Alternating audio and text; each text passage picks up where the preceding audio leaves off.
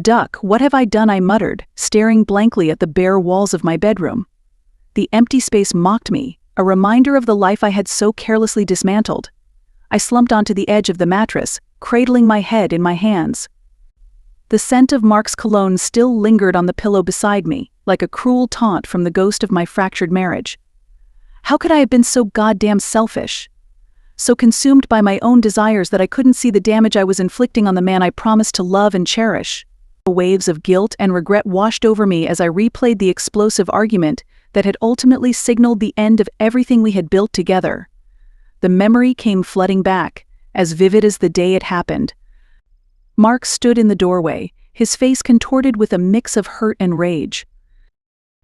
"Don't even try to deny it," he spat, throwing my cell phone onto the bed. Dozens of texts from Jack lit up the screen like a slap in the face. "How could you do this to us?" My heart pounded in my chest as I scrambled for an excuse. Any excuse. "Mark, baby, it's not what you think." He cut me off with a bitter laugh. "Not what I think. Are you kidding me, Jessica?" His voice strained with the effort of holding back tears. "I'm not an idiot. I see the way you look at him, the way you've been pulling away from me." Shame burned hot on my cheeks. He was right, of course. While Mark was working his ass off to provide for us, I had been carrying on an affair right under his nose with that goddamn fitness trainer from down the street.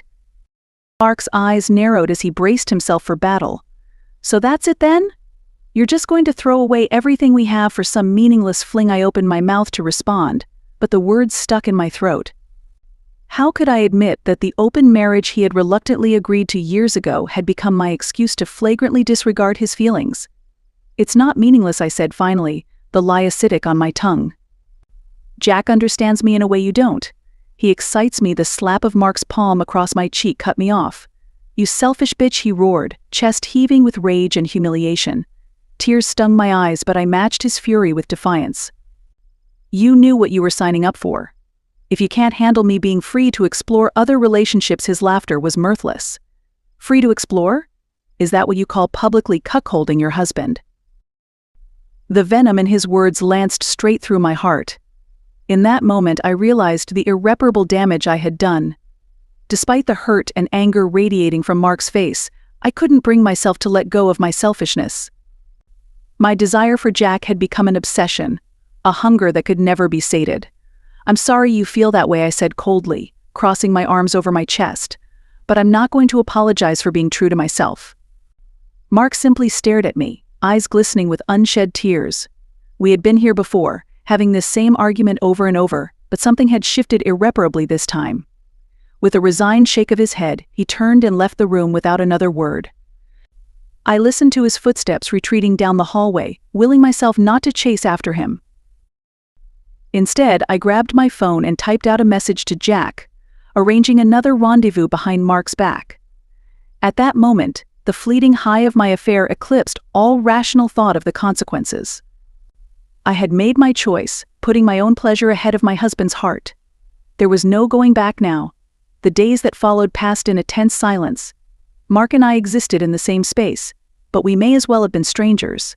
All the warmth and intimacy we had once shared was gone, poisoned by my selfishness. I barely registered his movements around the house as I remained consumed by thoughts of Jack. Stolen moments in bed, rushed encounters in the gym shower, the forbidden thrill of being wanted by another man. It was an addiction I couldn't break. Then one morning, the bomb dropped. Mark entered the kitchen where I sat nursing a cup of coffee, his expression unreadable. "I can't do this anymore, Jess," he stated flatly, slapping a manila envelope onto the table. "It's over." My heart stuttered as I pulled out the divorce papers, neatly itemizing how we would go about separating our lives, our assets, our entire future that I had so carelessly torpedoed. This was it, the point of no return that I had refused to see coming. Panic and regret flooded my senses, but Mark had already turned to walk out of my life for good. "Mark, wait," I pleaded, my voice cracking with desperation. But he didn't look back. Just like that, the life I knew was over. I was alone, utterly alone, with only my selfish desires to keep me company. The weeks after Mark left blurred together in a haze of grief and denial. My wedding ring felt like a branding iron scorching my finger, a constant reminder of what I had so carelessly thrown away. I tried to numb the pain however I could, drinking myself into oblivion, surrounding myself with bodies willing to provide fleeting physical distraction. But no amount of sex or alcohol could fill the gaping void that Mark's absence had created. In my darkest moments, I found myself desperately hoping that Jack could be the salve to heal my self-inflicted wounds. He had to still want me, need me, the way I had wanted and needed him when he was my dirty little secret. One night I showed up unannounced at Jack's apartment, my pride in tatters. "I have nowhere else to go," I sobbed as he opened the door, taking in my disheveled, wrecked appearance with poorly disguised disdain. "You have to help me, Jack. You're all I have left." I fell against his chest, clinging to him like he was my only lifeline in a raging sea. At first he allowed the embrace, but then he stiffened, pushing me away with surprising force. Desperation clawed at my insides as I stumbled out of Jack's apartment building and into the harsh reality of the night air. I needed him to understand, to see that my love for him was real, even if it had destroyed everything else in its path. Without a second thought, I made my way to the fitness center where we had first met and fallen into our torrid affair. Maybe seeing the place that had birthed our passion would reignite the flames in Jack's eyes. The gym was deserted as I pushed through the doors, the air thick with the lingering sense of sweat and regret. Memories of our trysts in the sauna, the thrill of pushing boundaries, came rushing back with each step. I found Jack in the free weight area, his tanned skin glistening with a sheen of exertion as he powered through a set of bicep curls. Even now, he took my breath away. "Jack," I called out, my voice trembling with need. "Please, I have to explain." He glanced over almost begrudgingly before returning his focus to the iron in his grasp. "There's nothing to explain, Jessica. It's over." Those 3 words lanced through my heart like a harpoon. How could he be so cold, so cruel after everything we'd meant to each other? "Don't say that," I pleaded, closing the distance between us until I could smell his musky scent. "You know how I feel about you." Jack's eyes remained stubbornly fixed on the weights as I reached out to caress his arm. He flinched at my touch, abruptly slamming down the bar with a clang. "Feel about me," he spat the words like venom. "You never felt anything for me besides using me to get your rocks off behind your husband's back." His words sliced through me like shards of broken glass. How could he not see that what we had was more than just physical? "That's not true," I protested weakly, grasping at the tattered remnants of my delusion. "The connection between us. It was real, Jack. You have to know that." For a fleeting moment, something almost like pity flickered across his chiseled features as he took in my disheveled, desperate state. Then it was gone, his expression hardening once more. "I think it's time you took a good look in the mirror, Jess," he said, each word a precisely aimed bullet. "I was never anything more than a temporary itch for you to scratch. You wanted the thrill of sneaking around, not me." Numb disbelief washed over me as the painful truth slammed home. Our entire sordid affair had been little more than my own selfishness manifested. Jack never loved me, he had simply allowed himself to be used for my pleasure. As I stood there stunned and shattered, he turned and walked away without a second glance. Just like Mark, he was done with me forever. The gym seemed to close in around me as Jack's footsteps faded, suffocating me with my own shame and regret. How could I have been so blind, so arrogantly convinced that I was the object of desire, rather than the selfish source of destruction? Tears burned hot trails down my cheeks as I sank to the floor, uncaring of whoever may stumble upon my pitiful display. I had been so consumed with chasing hollow gratification that I willingly annihilated everything good in my life. Mark's anguished face flashed in my mind, closely followed by the memory of Jack's harsh rejection. I had deluded myself into thinking my love for him was some profound cosmic force when in reality, it was a child's fever dream built on lust and ego. Wave after wave of nausea roiled through me as I came face to face with the ugly truth of my choices. All laid bare. There was no one else to blame. I had crafted this personal hell through my own careless cruelty. I don't know how long I remained there crumpled on the gym floor, racked with heaving sobs of grief and self-loathing. But when the last tear fell, something inside me had irreparably shifted. The vain, selfish woman who had so callously upended her life was gone, replaced by the hollow, haunted specter of reality. In the aftermath of my delusions being shattered, I found myself utterly alone. A pariah in my own life, there was no one left who could stand to be around the toxic woman I had become. My friends, the ones who had once lovingly chided me for my free-spirited ways, now looked at me with a mixture of pity and disgust. They had tried to warn me about letting things go too far, but I was too arrogant to listen. "I don't even recognize you anymore," Claire said sadly when I showed up unannounced at her door, desperately seeking solace. Her eyes brimmed with unshed tears as she shook her head. The Jess I knew would never have done something so cruel to Mark. Her words cut deeper than any knife. Because she was right in my selfish pursuit of hedonistic highs, I had twisted myself into someone unrecognizable. Even my own family had washed their hands of me after the divorce, unwilling to condone my misdeeds. So I existed in limbo, a broken specter haunting the wreckage of my own poor choices. My phone remained stubbornly silent, devoid of the concerned calls and texts I had wrongly assumed would eventually come.